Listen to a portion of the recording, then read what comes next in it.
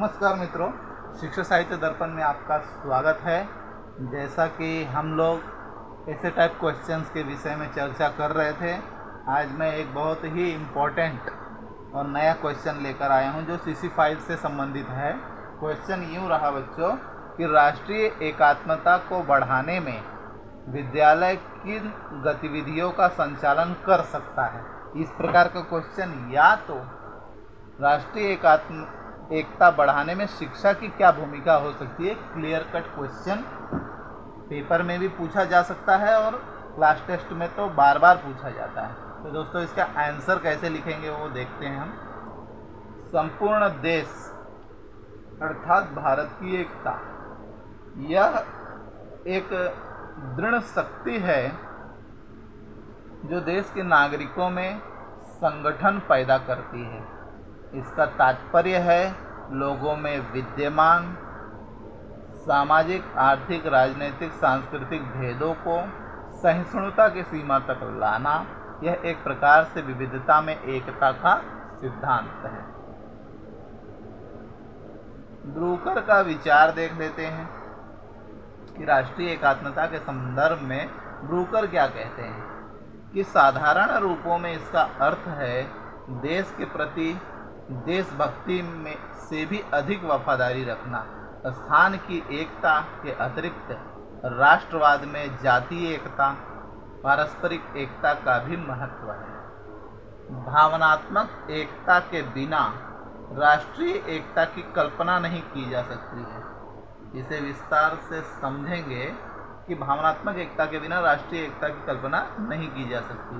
कैसे कि भावनात्मक एकता राष्ट्रीय एकता से कुछ भिन्न है। जैसे भावनात्मकता का प्रसार कुछ व्यक्तियों में हो सकता है, यह आवश्यक नहीं कि सभी उस भावनात्मकता का अनुभव करें, किंतु राष्ट्रीय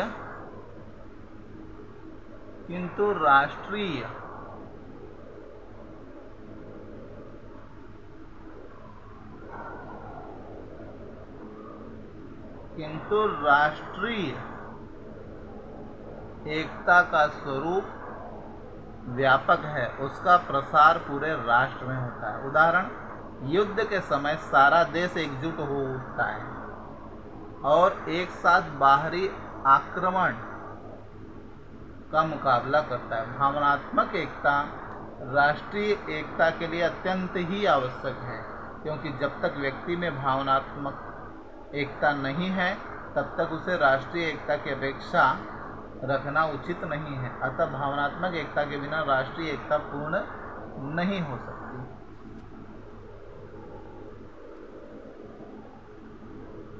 पंडित जवाहरलाल नेहरू के अनुसार भावनात्मक एकता से मेरा तात्पर्य है हमारे मनों तथा दिलों की एकता, पृथकता की भावना का त्याग।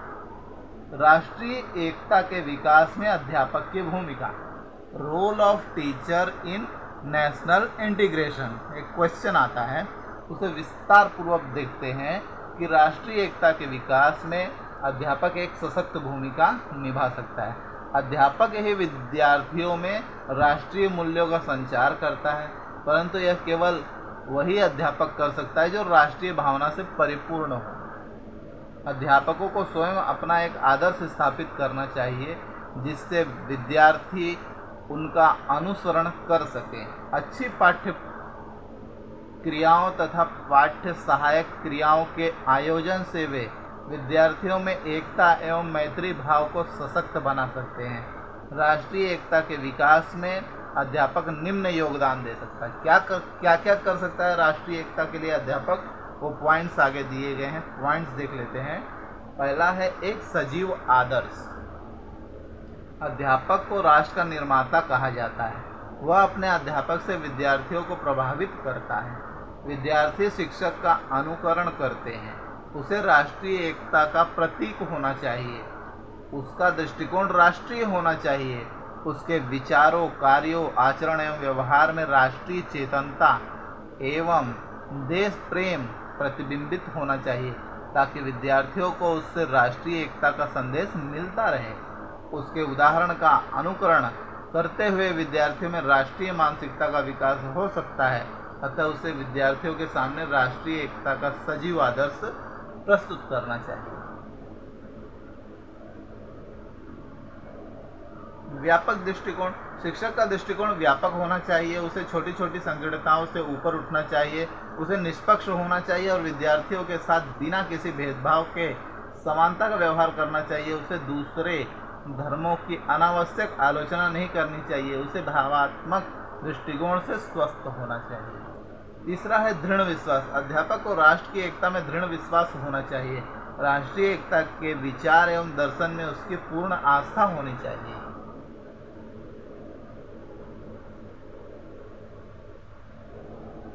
कथनी और करनी में समानता।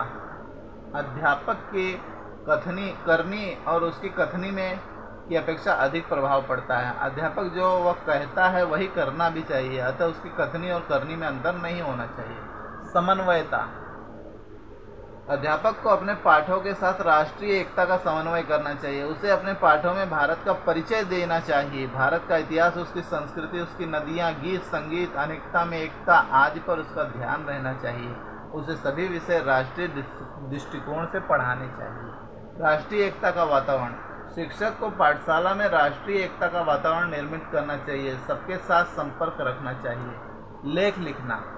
अध्यापक को समय समय पर ऐसे लेख लिखते रहना चाहिए जो राष्ट्र के प्रति प्रेम, वफादारी एवं सम्मान विकसित करने में सहायक हो। इससे राष्ट्रीय एकता के विकास में सहायता मिलेगी। पुस्तकें लिखना। अच्छा, अध्यापक को भारत के विकास, इतिहास, भूगोल, नागरिक शास्त्र, साहित्य, भाषा आदि पर राष्ट्रीय दृष्टिकोण से पुस्तकों की पुनर्रचना में सहयोग देना चाहिए।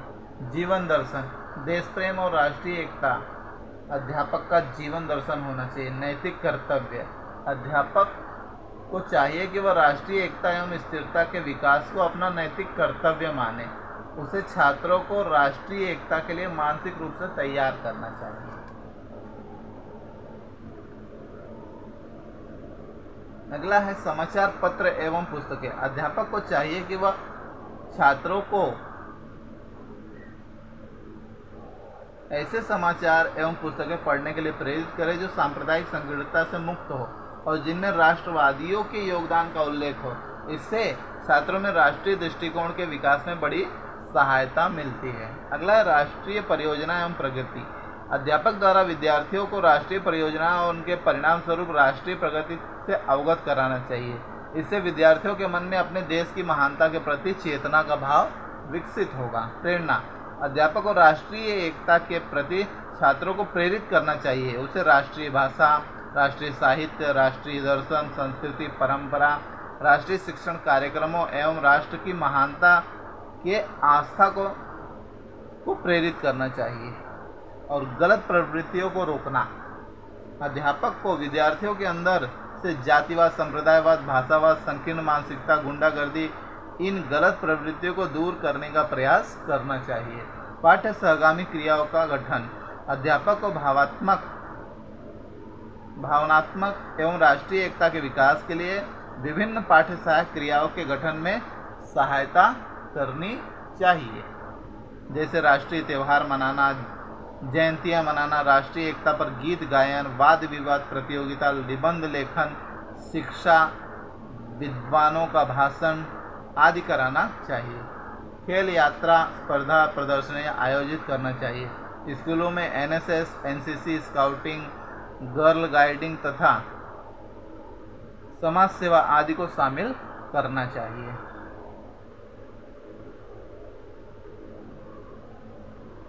विद्यार्थियों में राष्ट्रीय एकता के प्रसार का प्रेरक आधार अध्यापक है। उन पर बहुत कुछ निर्भर करता है। उनके विचारों एवं कार्यों में राष्ट्रीय भावना अभिव्यक्त होनी चाहिए एवं सदा राष्ट्रीय दृष्टिकोण को अपने सामने रखना चाहिए।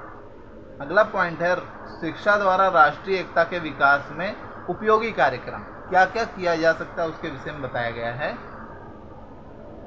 कि देश की शिक्षा का ढांचा आध्यात्मिक और सांस्कृतिक मान्यताओं पर आधारित होना चाहिए। ऐसा होने पर विद्यार्थियों के मन में देश के प्रति अनुराग के भाव विकसित होंगे। देश के सम्मान के लिए बड़े से बड़ा त्याग करने का पाठ पढ़ेंगे। यह भावना उनकी राष्ट्रीय भावना के सूत्र में बंधेगी। इससे राष्ट्रीय एकता को बल मिलेगा। अगला है शिक्षा की शिक्षा की राष्ट्रीय नीति का भी होना आवश्यक है। यह नीति शिक्षा के प्राथमिक स्तर से लेकर उच्च स्तर तक होनी चाहिए। इससे देश की एक प्रकाशित शिक्षा का प्रचार प्रसार होगा। अल्पसंख्यकों की शिक्षा के लिए भी एक जैसी नीति अपनाई जानी चाहिए। निम्न वर्ग की स्थिति अब काफ़ी सुधर चुकी है और उच्च वर्ग की स्थिति भी काफ़ी ठीक नहीं है। अतः शिक्षा संबंधी सुविधाएं वर्गों को ध्यान में रखकर न दी जाएं। इसमें समानता के भाव अपनाने की आवश्यकता है। त्रिभाषा सूत्र लागू किया जाना चाहिए और विद्यालयों में विद्यार्थियों का प्रवेश जाति, धर्म, वर्ग, स्तर आदि के आधार पर नहीं होना चाहिए। समानता का दृष्टिकोण हर स्तर पर हर विद्यालय में होना चाहिए।